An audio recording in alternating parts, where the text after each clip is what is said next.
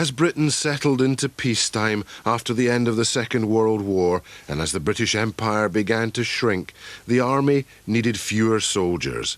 In an amalgamation, the Border Regiment became the Royal Border Regiment, and then the King's Own Royal Border Regiment. Joining two regiments together is not an easy process. You come from two different tribes and you're bunged into this camp and told there'll be instant light and you will be a new regiment tomorrow. It's a tricky process. But we've always known ourselves as King's Own Border. If you talk to a soldier, he says, I'm King's Own Border. The colours of the regiment is the spirit of the regiment. The emblazonments on it is the different battles that the regiment's gone through. People fought and died for the colours. People went to battle with the colours, not in my day, but in wars gone past. That was your rallying point, were the colours. You're in a profession where you will ask someone to stand up and move towards the enemy, increasing the likelihood of them being killed, which is an unnatural act. And when you're asking someone to do that, the power of symbols and a shared identity and a belief in something that isn't rational but is almost mystical is an incredibly powerful tool. The army has found and the infantry has found that symbols like the colours, like the tie, like pipe tunes, are things which can bind people together and make them do that because they do it because they know the person next to them is going to do it.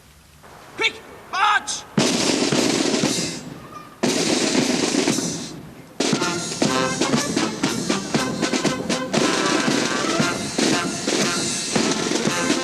Music is a very important part of army life. It not only gives a war cry, but it acts in a very practical way of telling you what time of day it is and all the rest of it, and when grub's up.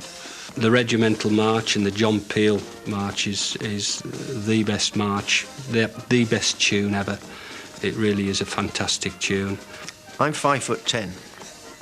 When John Peel is played, I'm 6'4". And I bet that goes for every soldier, King's Own Border. But it makes you tingle. It makes my chest swell. The only way I can describe it is when I hear John Peel, I automatically stand to attention,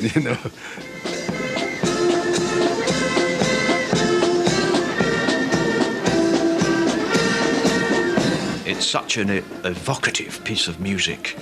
It really makes you think of the fells.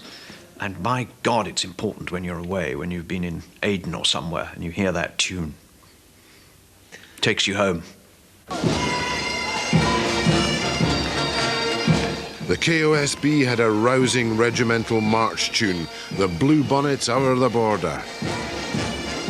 You immediately stand to attention, and I now wonder just how many times I have stood to attention when I hear all the blue bonnets. You've only got to go to Berwick on Minden Day and see a gang of civvies, beautifully dressed in their blazers and their regimental ties, and shambling on parade, and then suddenly, by the left quick march, and the band strikes up, and suddenly the shoulders go back and the arms are going, and they're back in uniform again. It's magic.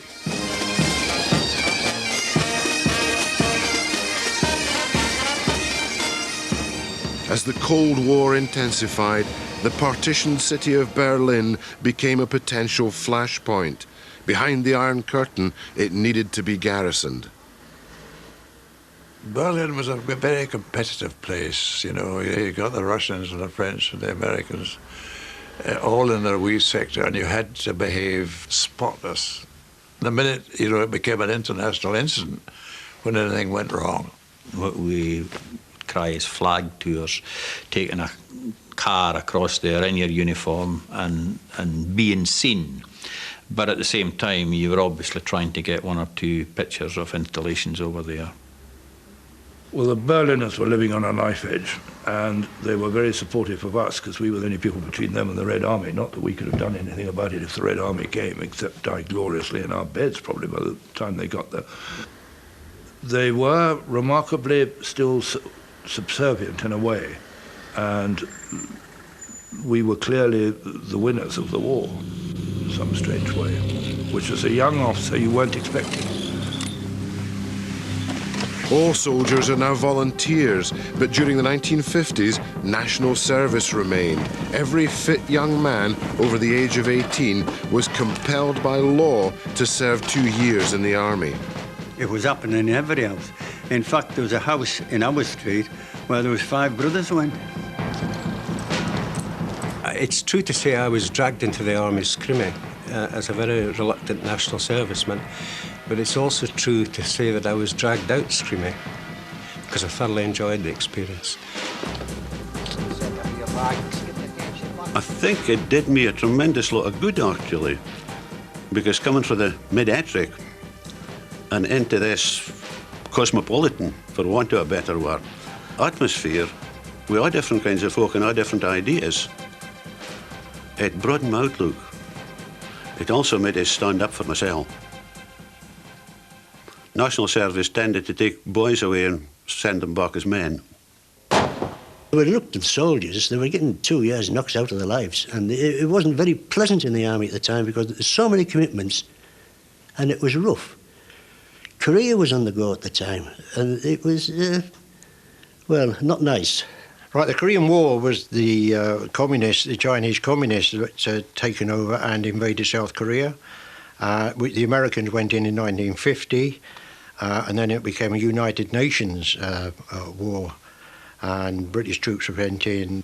I arrived in the middle of the winter, and the temperature was, minus 25, minus 30. We lived underground. We dug our own trenches and shelters. And in the summer, it got really hot. It was in the 80s, 2 completely different types of weather, and as a consequence of that, British troops were only allowed to serve 1 winter in Korea. It was that severe.